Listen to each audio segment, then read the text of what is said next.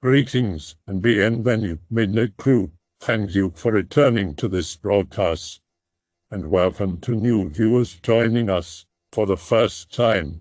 If you like a video, then feel free to subscribe. Mexican urban legends, horror stories, and paranormal activity. Let's get started. Tech from the past. I bought a drone to capture some images here in Jalisco, but due to cartel activity I couldn't fly it, so I just kept it in its box for a few months until I got a chance to go on vacation to my hometown in Veracruz, when I went to visit my great-grandparents in a small village. I was there visiting my great-grandparents and cousins, who happened to be teenagers, and they were amazed by the drone I brought. So we went on to fly it and show them how we could see from the iPad in real time, where it was flying and what it was seeing from the top. We got back to the house and my grandpa was there and told me that he had seen those before back in his days. I asked him when it was that, and he said it was back around the 1940s. I thought he was just joking, but he is a pretty dead serious old man who served in the Mexican Revolution with Pancho Villa, La Famosa Bola. That's what they were called back then, the Bola. I asked him how he knew it was a drone. He said he and his brothers used to herd cows back then. And back then it was legal to carry guns, shotguns, and everything needed to protect your cattle from thieves or wolves. So he was out with his brothers taking care of the herd and saw something weird that was above them. And it hummed really hard, so they thought it was some kind of weird bird and they started shooting it, he and his brothers. When the drone saw it was being shot at, the drone started shooting back. Obviously they didn't know it was a drone. They thought it was a weird bird. Everybody fled. And since they had horses, it took some time for the drone to catch any of them. My great-grandpa said he hid behind a tree and aimed towards the drone and somehow hit it. The drone felt, and he and his brothers went to look at the bird. Upon looking at it closer, they saw it wasn't a bird. They hit their shotguns, and it felt like metal. So they didn't know what it actually really was. My great-grandpa said it looked the same as my drone. Since they were on the Sierra, they saw up in the mountains some people dressed in weird suits coming down. My great-grandpa and his brothers were really scared, so they loaded their guns and hid. When these people arrived, they picked up the drone, and somebody speaking Spanish asked them to come out. My great-grandpa says they told them that if they ever see one of these things to not shoot them, and they opened up a briefcase and gave him a really good amount of money to each of them to buy land, and some even bought horses and more cattle. These weird people dressed in weird suits just told them to not talk about the incident with anybody. My great-grandpa told that's how he built the house with that money. When I was 6 years old, my dad told me about his ghost and demon encounters growing up in Eclipse, Jalisco. One evening when he was 5 years old, he was going home from the local church. While he walked to his house, he saw a dark gray donkey with a pitch-black mane, but the strangest thing about it was its bright glowing red eyes. The donkey was slowly walking up to him. My dad was so frightened that he was shivering intensely, and he couldn't move. The donkey's snout was close to his face, and it spoke in a deep, demonic voice. "Foolish boy, you will soon witness real horror, pain, and despair within your life. You cannot escape the grasp of the darkness." My father shut his eyes tight, but as soon as he opened them, the donkey suddenly disappeared. My father said it was the most frightening experience he had ever had. He also told me that his house was built upon a battle site of the Mexican Revolution.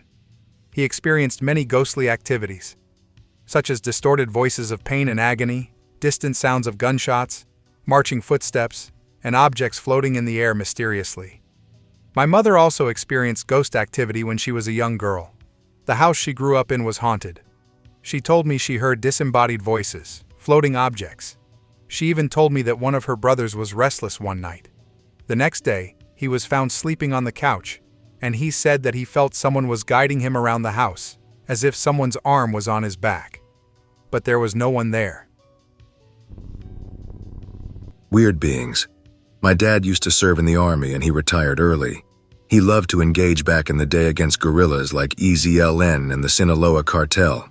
He retired early and was looking for something to do, so he applied as a security guard for a mining corporation. As the executives saw his resume, the executives saw he would be a perfect match to be head of security in a mine in Sinaloa. He was given special instructions as to not let the cartels steal any of the minerals they were mining, and if needed, He could use lethal force as he would be in charge of another 6 people 24/7. My dad loved the adventure, and as he had the know-how on how to survive in the Sierra or the jungle and manage different sets of weapons. So he arrived at the mine in Sinaloa, and there were all-day TNT explosions going on in that mine, and people would just carry out all the gravel and residue out of the mine all day. At night, it was just mostly going around that nobody would mess up with the machinery or try to lurk inside the mine, so it was pretty quiet. After a few days, he saw everything was quiet and calm, so he went to the local cantina. That's where he met the cartel boss of that area. The cartel boss was a nice guy, and after having a few beers, the cartel boss asked my dad what exactly they were digging out of the mine. As to what my dad told him he didn't know, he told the cartel boss the mining corp might not have found the mineral that they were looking for, as they are just mining and pulling out gravel. The cartel boss just laughed and told my dad that the mining corp has been doing that for over a year. The cartel boss then told him that they are not really interested in any mineral from the mine, as their main business was harvesting certain plants, not minerals. So from then, they became friends and would meet each other from time to time in the cantina. Until one day, one TNT explosion collapsed half of the mountain, which left a big entrance visible. People were sent home and the guards were kept to monitor at night. During the night, the guards saw some weird beings that looked like iguanas with tails, but were walking on 2 feet. Their eyes were shiny at night. They were easily like 10 beings, and all the guards pulled out their weapons. My dad told one of the guards to get the cartel boss with men to help him with those weird beings, in case things would get nasty. Once the cartel boss arrived with his men, they were all armed, and all of them saw those iguana-looking creatures walking around. The cartel boss asked my dad if he had informed about this to the mining corps, to which my dad replied no. So the cartel boss told my dad not to report this to the mining corps, as this is what they may have been actually looking for. The cartel boss said he didn't want any military or police from the federal government in his zone, and to report that the cartel had taken over the mine. My dad told the executives that the cartel had arrived and took over the mine, and all workers left scared. The executives told my dad to not worry, to come to the headquarters and sign his resignation, and he would be rightfully paid for his end of contract. My dad says that area is still well protected by the Sinaloa cartel, but not sure if it's because of the weird beings or if they still harvest those plants, as CJNG is trying to take over. I heard something similar to this from a friend who works on construction, but it was a mine in Zacatecas. They supposedly found a door, or gate, deep inside the mine that was like 15 or 20 meters tall. It was big. They closed the mine. After that, fired all the workers. I think it was on the news that they closed the mine off, but they didn't said why. Door was made of an unknown material. My friend said it was hard as steel, but they put magnets over it and would not stick. That's actually interesting. My grandfather told me something similar, and he's from that area. Some of the men who worked there died from a mysterious illness. Perhaps this door was made of something radioactive. During the total solar eclipse over Mexico City, dubbed the Eclipse of the Millennium, hundreds of thousands to millions of people looked skyward in awe. Amid this spectacle, many reported seeing something far stranger than the usual eclipse phenomenon, a metallic disc-shaped object hovering near the eclipsed sun for around 30 minutes. The object appeared reflective, rotated slowly, and was captured on video from multiple vantage points across the city. Journalist Jaime Maussan aired Araguen's footage on the popular TV news magazine 60 Minutos, triggering a wave of viewer responses. Maussan later claimed to have received thousands of calls, with at least 17 other independent videographers submitting recordings showing the same object from different locations. At least 7 of those tapes depicted nearly identical objects. Reportedly, up to 40,000 individuals reported sightings, making it possibly the largest mass UFO event ever documented. Eyewitness accounts emerging online describe groups seeing one or multiple metallic spheres or discs, usually silent and gently pulsating against the darkened sky. Multiple users recalled the eerie quiet as thousands watched in silence during totality. Okay, I wasn't gonna post anything, but your stories are interesting. Mexican 30-year-old male here. When I was 5 years old, I was very afraid of Chucky the Killer doll. I used to watch the movies when I was 4, and many horror movies all the time, so I don't know why the fear came suddenly. Maybe because my brain started to associate danger, and the protagonist being a kid like me, I developed paranoia, where I started seeing anything metallic or anything elongated as a knife. It drove me crazy. I couldn't see a commercial or picture of Chucky because I would start screaming and crying instantly. I felt afraid all the time. Every day, even at school, it got really bad where I was afraid from waking up to sleeping. Until one day it finally happened. One night I was more afraid than usual. I went to sleep but couldn't because I was very, very scared. Then me and my parents, we slept together because we were poor, though we had 2 beds, heard a voice coming from the border of our bed. A very strange demonic language that I've never heard before. I started panicking and screaming. Then we all felt our sheets being pulled down, literally pulled down. Not the wind, but actually someone grabbing them and pulling them. I was scared shitless. My dad got up cursing the doll and grabbed something out of the ground where it happened and took it out. And then my relatives. They lived with us because they were poor. Got up too and they were discussing something outside. I remember Grandma boiling water in a big pot while my dad and 2 relatives were talking in the backyard. They didn't allow me to go see them. The next day in the morning, really early, they took me to the church, a big Catholic church near home, and explained the situation to the father or whatever those guys are called from the church. They took me to the basement of the church. It was pretty like I've never seen before.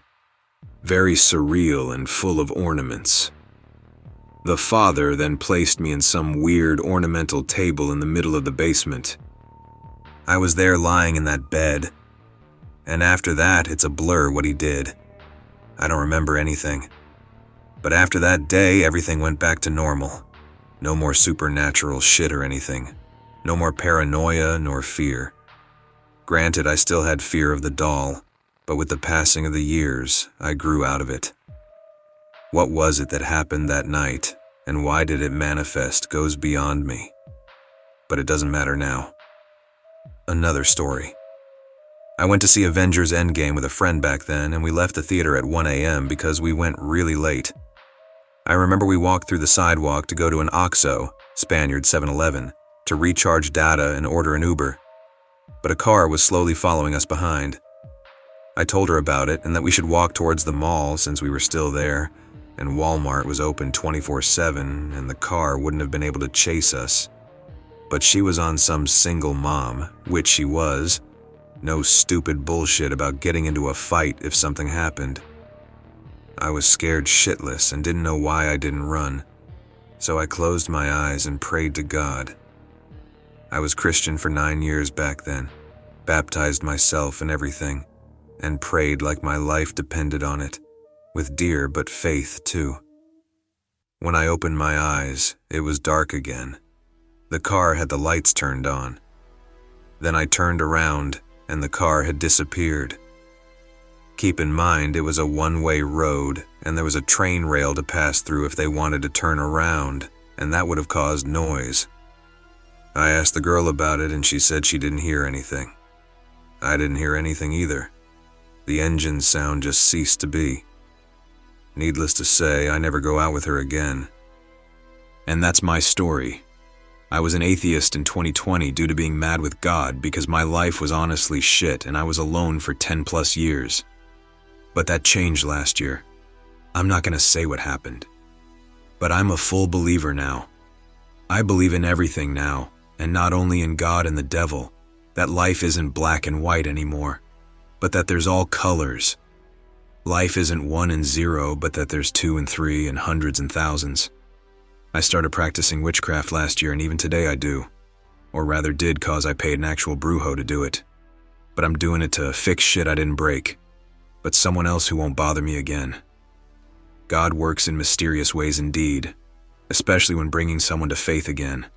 All I'm gonna say is, If you notice someone is suddenly mad or hates you out of nowhere and for no reason, chances are someone cursed that person to do it. Take care, bros. Live low-profile lives. Make your socials invisible and private. You never know who wants to fuck you up just because and cursing someone is easy as shit. It can happen with family, friends, lovers, etc.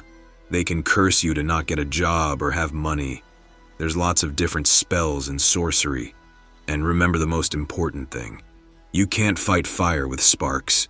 You gotta fight fire with fire. South Texan here. This happened the other night. Not interesting enough to Greentext in my opinion, but here we go. I've been on the radar of things here. Had all manner of activity and physical entities showing up. I think a witch came to see what was up the other night. I was leaving our disconnected garage and walking back to the house. It was about 22 o'clock. We have a light that shines from the garage and hits a tree. An owl flew from above the garage to that spot in the tree. The light hit at the same time I walked out. It was shades of gray and black, big yellow eyes. I'm not an owl expert. Can't tell you exactly what kind. Anyway, when it landed, it hung upside down and stared right at me. Like the dumbass I am, I was like, OMG, hey bro, want a cigarette? Half joking, but it also just knew something was up. I stood around for a few minutes while this owl I was seeing hanging upside down in the center of the light from the garage looking right at me before I finally went back inside. It has troubled me a little more as the days have passed. I know that was a witch, and I don't feel like she cursed me or anything crazy, but I know she was checking in because everything has been noticing me more than ever. This thread makes me remember a boy that I met long ago when I was like 10. He was not even creepy or crazy or anything, he was kind of sad. He always tried to be friendly and be part of the group of friends. I got him in because I saw him going around without really sticking with a group, so I invited him to our games. Since then, he stuck around like glue. He was annoying and repulsive, always sweating, fat and sticky hands. But he was so energetic when it came to playing, and ran and gave his best in everything. Soon the group tried to ignore him, but I couldn't because I felt somewhat responsible for him. I tried to avoid being alone during breaks because he would approach and talk about so much weird, boring stuff, things that made no sense, but now I remember with so much curiosity. We were once talking about traveling around the city, bragging about how far and how much we knew. He told me about walking with his mom through the subway. I asked him a lot of times, trying to understand, but it seems that he always was referring to walking on the lines where the train passes. He was very surprised that I found that odd. You have never done that? He also used to eat paper. That is not that weird. A lot of kids eat unusual stuff. But he seemed to enjoy it so much. Everyone looked at him when he did it, so I think he did it because of that. He always had this proud face every time he ate a whole page. It was my 11th birthday, and I invited all the boys in my grade. My mom bought a Pikachu piñata, and we had a lot of fun games and stuff to do. But that Saturday it started raining so hard. Almost none of my friends came to my party. But he did. He arrived by himself. No umbrella, no mom to carry him over, with a big smile and small present. I still remember his happy face. I think he never had so much fun in his life, running around with the other few kids that arrived. I even felt that it was his birthday party. After that day, he decided I was his best friend, which was kind of awkward because I already had a best friend. He always tried to be around, play, and laugh at my jokes. It was flattering, but very annoying and awkward. So I secretly decided that I had to put a stop to it. I always invented games. It was like my thing. During breaks, our group gathered around and we played my games, which usually involved running, hiding, and stuff like that. For this new game, we needed even teams, but we were 7. He got left out. That got repeated every day, and every time he got left out. I feel so bad about it right now. But at the moment, it felt like the only way to distance myself from him without really saying, I don't want to be your friend. Well, he seemed to get the message, so started to gather around with other people. I even saw him playing and laughing like before from time to time, but most of the time he was alone, eating paper or talking with the teachers. One day he stopped going to school. I got weirdly worried and asked the teacher, who told me that his mother had died. It seems like she was sick for a long time, and I don't remember how, but I learned that he was adopted. She was not his birth mom, and he was coming back to the adoption center. I don't remember if this part is true or if it was just a rumor. Either way, I felt so bad. One day we saw him for the last time. He was in the school getting some documents. He was moving away. I tried to talk to him, but I didn't want to bring up anything sad. So we just talked about TV shows and joke around. Before he left, he gave me a plastic horse. It was all chewed in the head and had no tail, but I accept it with gratitude. I never heard anything about him ever again, and I only remember that his name started with D.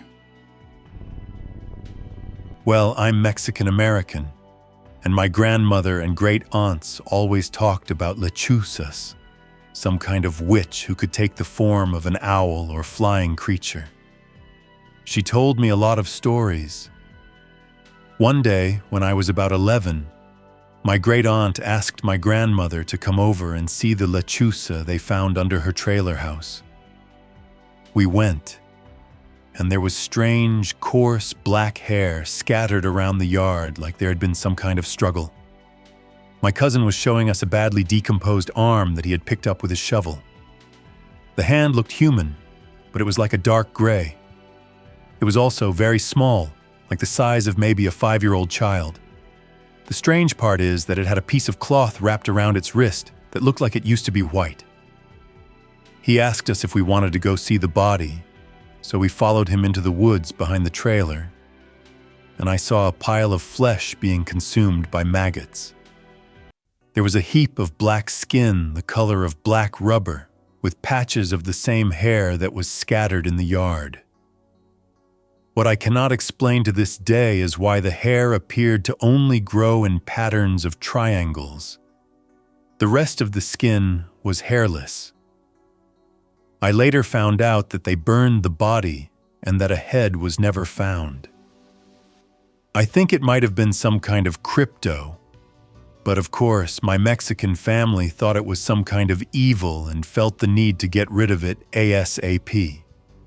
That's basically the only really weird story I have. Be Mexican, age 24. Be Mixteco, a native community from the southern part of the country. I don't speak Mixteco language, but my grandparents do, and they follow traditions and everything.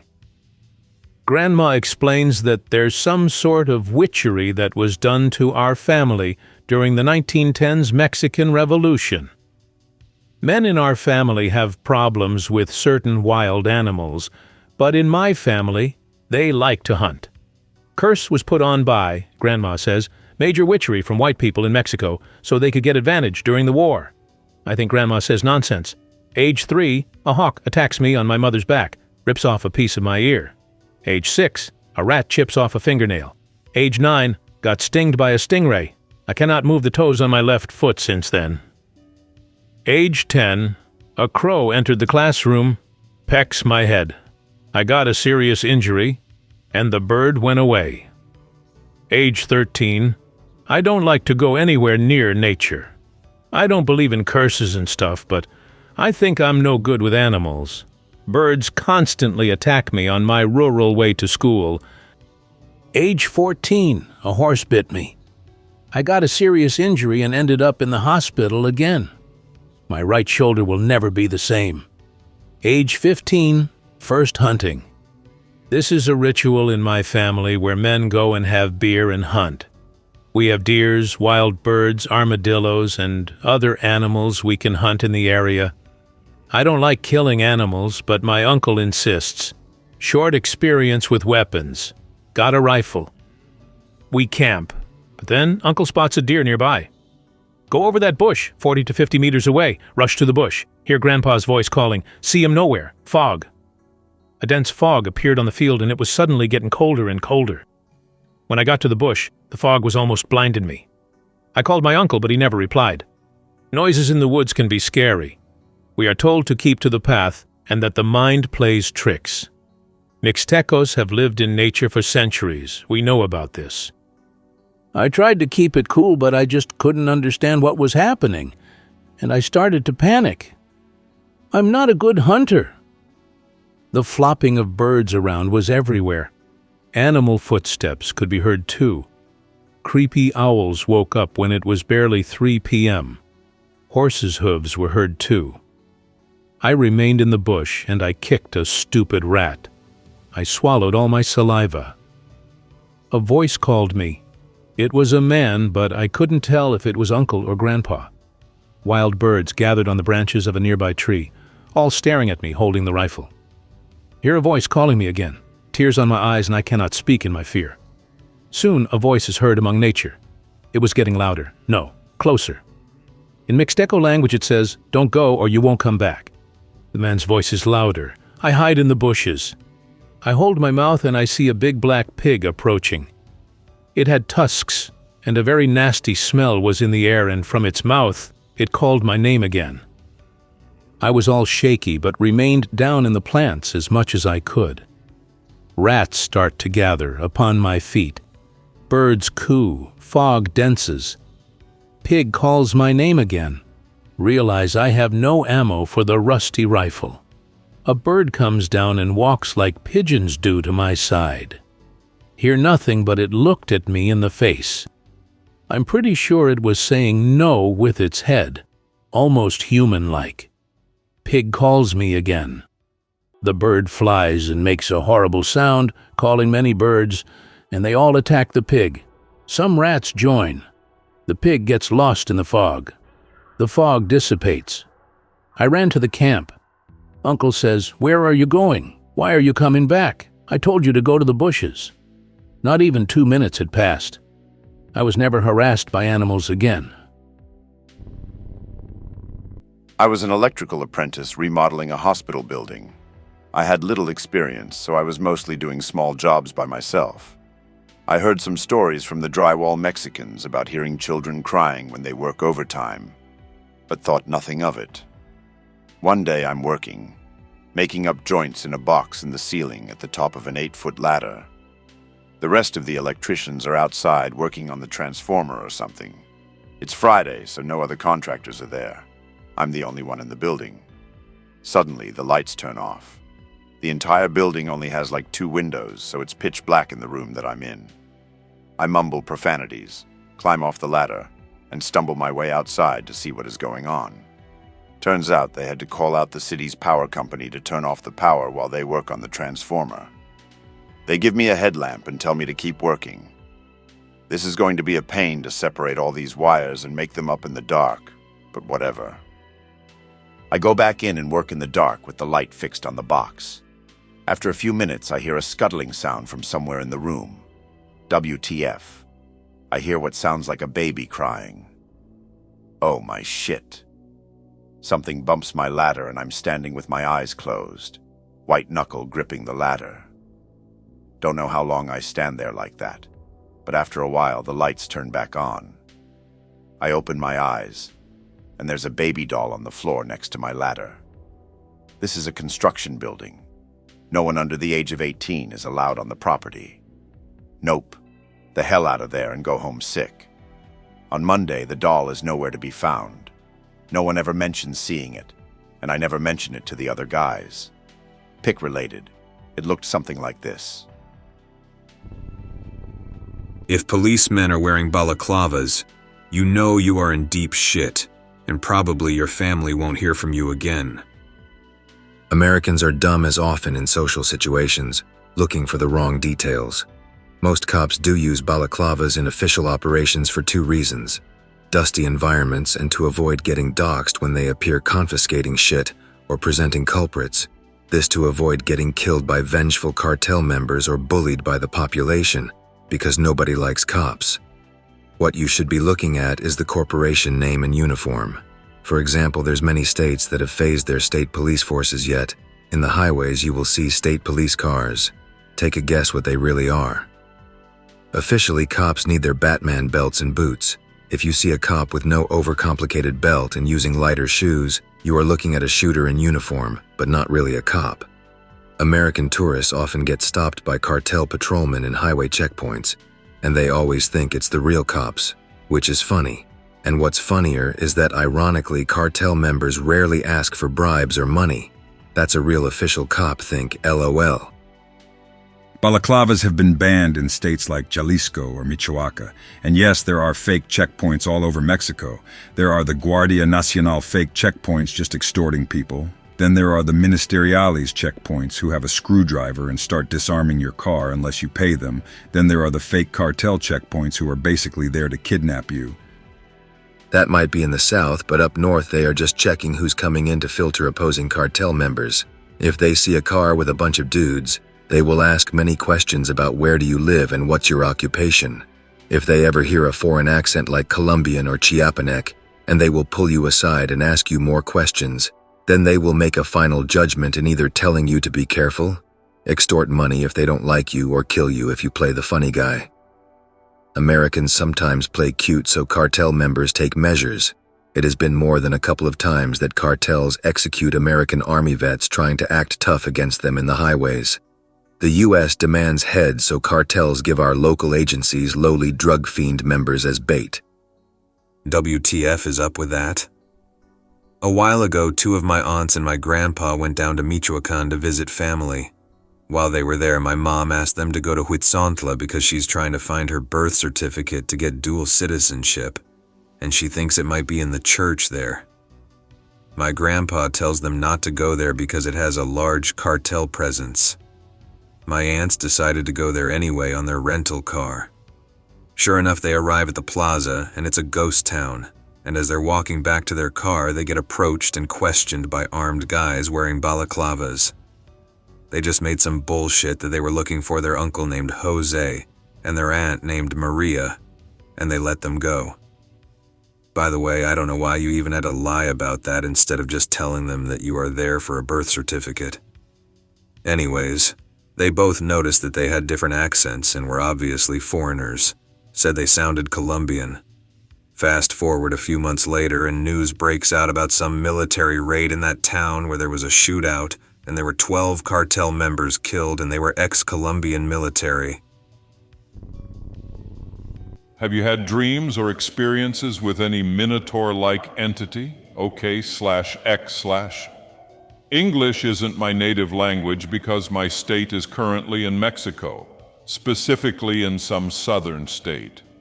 This experience isn't mine, but I'm sharing it because I also want to hear from someone who's been through the same thing. The story is from a friend of my friend. It sounds a bit hard to believe, but I'll do my best to write it as it was told to me. Be anon, being a shitty metalhead who likes thrash, black death, all the heavy shit that we love. Besides being a shitty metalhead, also addicted to imitation cocaine, weed, mustard seeds, and acid. Maybe on a night of hanging out with other shitty metalheads and mixing all the crap we usually consume. Entering a dream where he's in the town we live in. The streets are empty, there are no people, desolate, and it's midday, walking through the entire damn town and not finding a single other person. Decides to go home. Upon arriving, he sees the figure of a man with a bull's head in the distance. Anon can't move. The Minotaur approaches like a fucking violent truck. Anon cries from the frustration of not being able to move. The demon is getting closer. It's definitely a Minotaur with sharp teeth. Its fur is dark. It doesn't look like a bodybuilder, but rather has the torso of a barrel, and its arms, despite being skinny, look toned. It's getting closer and closer to his anus and is about to rip it out. Waking up to slaps, screams, blows, and loud music. Waking up thirsty with watery eyes and disoriented. His friends had saved him from the horned beast. Anon collapses in front of everyone, moaning about how alone he was, how he thought everyone in town had disappeared, and how a Minotaur was about to take his life. His friends attribute it to a come-down after consuming junk. Days and weeks pass. Anon can't stop seeing this Minotaur figure out of the corner of his eye, which bothers him a bit. When he sleeps, sometimes it appears and sometimes it doesn't. As you can infer, I am starting to develop a paranoia about this entity. He doesn't know how to express it to his family without them attributing it to drugs and the satanic music he listens to. He stops accepting the metalheads who came to visit him because he thinks they mistake it for mere paranoia and think he's exaggerating. At night, he hears hooves outside his house. The hooves' tread is heavy, raspy, and slow. More days pass, more weeks pass. There are dreams where he says he finally catches it and just screams at it. There are times when it kills it, and sometimes it tears it apart with its long arms. Every morning or night, he wakes up exhausted and suffering from panic. Anon doesn't know how to stop it. He feels like the Minotaur will win at any moment. He decides to give up and tell his grandma. Grandma, upon hearing all the torment Anon has endured, begins to cry. Anon is stunned. Grandma confides that this has happened before. Grandma, being someone who has never used hallucinogenic substances or junk, confesses that in her dreams, before Anon was born, she also saw our town empty and in the distance the figure of a man with a bull's head. In Grandma's dreams, this entity stalks her. The same thing that happened in Anon's dreams happened when Grandma dreamed of him. According to her, she doesn't remember the first time she saw him, but it became recurrent, and like the shitty metalhead, she also saw him out of the corner of her eye and heard his footsteps outside. There were times when she woke up with bruises shaped like cow hooves. She never confessed it to her family for fear of being thought crazy or sleepwalking, going into someone else's house to be beaten by a cow. She knew they wouldn't take her seriously because they would attribute it to a mental illness. Anon collapses, and they both hug each other, crying. They decide to go to the Catholic Church in our town to ask the priest for help. They tell him everything they've experienced, the dreams, the sounds, the manifestations. The entity stops appearing as the days go by, as they got the priest to bless every corner of his house. This entity is losing power over them. Which is curious because I live in an area where there are Zapotec pyramids, and within indigenous Zapotec mythology, there is no Minotaur-like entity or demon, so I suppose the legend of this entity is Greek. And it's strange because before the Spanish conquest, cattle didn't exist in these communities, where the only domesticated animal for food was the turkey. I hope that you enjoyed tonight's broadcast. If you enjoyed tonight's story, then please subscribe to the channel as more Greentext will appear daily. A new broadcast will appear when the clock strikes midnight Central Time.